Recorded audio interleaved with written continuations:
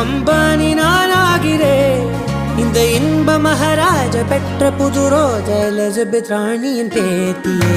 தாயே தாயே மகளன வந்தாய், தந்தை சிந்தை நலமுற வந்தாய்.